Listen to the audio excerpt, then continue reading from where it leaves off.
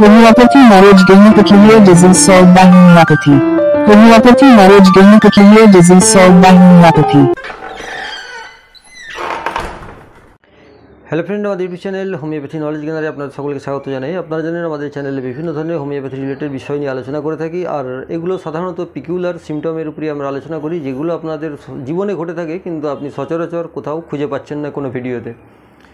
সেই সব আলোচনাগুলোই আমরা করি যেগুলো আপনাদের জীবনে খুবই কাজে লাগবে, অন্যান্য ভিডিওর থেকে আশা করি একটু আলাদা হবে। আর আমাদের এই ভিডিওগুলোর মূল উদ্দেশ্য হচ্ছে যারা গ্রাম বাংলায় থাকেন, ডক্টরের কাছে যেতে পারেন না, হসপিটালে যেতে পারেন না, বা যারা শহরাঞ্চলে ব্যস্ততার মধ্যে থাকলেও ডক্টরের কাছে না যাওয়ার জন্য নিজেরা বিভিন্ন বই থেকে বিভিন্ন জায়গা থেকে নিজেরাই ওষুধ কালেকশন করে ব্যবহার করতে থাকেন, এবং যার ফলে কী হয় দেখবেন ঔষধগুলো সঠিক মাত্রায় হয়তো বা সঠিকভাবে তিনি বুঝে উঠতে পারেন না। যে ঔষধটি দেখছেন সেটাই যেন মনে হচ্ছে ওনার ক্ষেত্রে অ্যাপ্রোপ্রিয়েট, বা সেই লক্ষণটা যেন মনে হচ্ছে ওনার ক্ষেত্রে ঘটছে, উনি বুঝেই উঠতে পারছেন না যে কোনটা নেবেন আর কোনটা ছাড়বেন। তো আপনাদের জন্যই আমরা একদম সহজ সরল সাবলীল ভাষায় শুধুমাত্র সিঙ্গেল মেডিসিন এবং সিঙ্গেল ডিজিজের উপরে আলোচনাগুলো করি। আপনার যে সমস্যাটা হচ্ছে আপনি সেই সমস্যাটার উপরই এই ঔষধটি ব্যবহার করতে পারবেন। তবুও বলা, আপনারা আপনাদের যদি ফ্যামিলি ফিজিশিয়ান থাকেন বা কোনো ডক্টর থাকেন কাছাকাছি, তার সঙ্গে অবশ্যই ওর আলোচনা করে নেবেন, নিয়ে ঔষধটি ব্যবহার করবেন। আজকে সে ধরনের একটি বিষয় নিয়ে কথা বলবো, সেটা হচ্ছে খাবার সময় মলবেগ।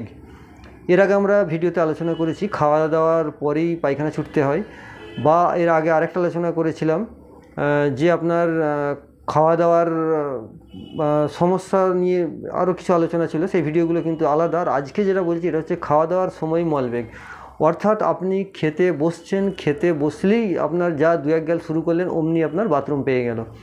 এই ধরনের যদি সমস্যা হয়ে থাকে, এটার জন্য আপনি কি করবেন? তবু আপনাকে বারবার বলছি, দুটো তিনটে জিনিস কিন্তু একদম গুলিয়ে ফেলবেন না লক্ষণগুলো। এর আগে যে ভিডিওতে দেখেছেন সেখানে অন্য মেডিসিন বলা আছে, সেখানে হয়তো বলা রয়েছে দেখবেন খাওয়া দাওয়ার পরে, সেখানে অ্যালোজের কথা বলা রয়েছে। আর আজকে যেটা বলতে চাইছি ভিডিওতে সেটা হচ্ছে খাওয়া দাওয়ার সময়, অর্থাৎ আপনি খেতে বসে দু এক গাল খাওয়া শুরু করলেন আর সেই সময় দেখলেন আপনার মলবেগ পাচ্ছে, আপনাকে বাথরুম ছুটতে হচ্ছে। তো যদি আপনার এই খাওয়া দাওয়ার সময়েতেই আপনার এই বাথরুম পেতে থাকে, তাহলে সেক্ষেত্রে আপনি কি করবেন? এটার জন্য হয়তো আপনি ভাবছেন যে আপনার আমাশার সমস্যা আছে বা অন্য কোনো প্রবলেম আছে, সেগুলো হয়তো দেখলেন কোনো কিছুই নেই, বা তার জন্য আপনি ট্রিটমেন্ট করলেন, কিন্তু এই সমস্যাটা আপনার যাচ্ছে না। তো এই ধরনের সমস্যাটা যদি হয়ে থাকে যে আপনার খেতে বসলেই মলবেগ পাচ্ছে, তাহলে আপনি কি করবেন? এই ক্ষেত্রে হোমিওপ্যাথিতে একটি ভালো মেডিসিন আছে, সেটা হচ্ছে ক্যালিফস 12x। আপনি এই ক্যালিফস 12x এটা আপনি দিনে দুবার করে অন্তত এক সপ্তাহ ব্যবহার করবেন। ক্যালিফস 12x এটা দিনে দুবার করে, যেমন বড়ি হচ্ছে, অর্থাৎ ছোট যদি বড়ি হয় সেখানে আপনি 6-7টা করে বড়ি ব্যবহার করবেন। কয়েকটা কোম্পানির বড়ি একটু বড় সাইজের করে, সেগুলো দুটো ব্যবহার করলেই হয়ে যায়। আর না হলে যে ছোট বড়ি যেগুলো থাকে বায়োকেমিক ফর্মে, সেখানে আপনার এই ক্যালিফস 12x 6টা করে বড়ি দিনে দুবার গরম জলের সঙ্গে বা আপনি চায়ের সঙ্গেও খেতে পারেন, বা কিছু না পেলে আপনি চুষেও খেতে পারেন। অন্তত এক সপ্তাহ খাবেন, আশা করা যায় আপনার অনেকটাই এই সমস্যার সমাধান হবে। তো যদি মনে হয় এরপরেও আপনার কিছুটা সমস্যা রয়ে যাচ্ছে বা কোনো উপকার পাচ্ছেন না, আলোচনার প্রয়োজন আছে, তাহলে আমাদের যে নাম্বারটি হেল্পলাইন দেওয়া আছে 8296080055, এই নাম্বারে আমাদের সংস্থার যে কোনো ডাক্তারবাবু আপনার সঙ্গে কথা বলে নেবে।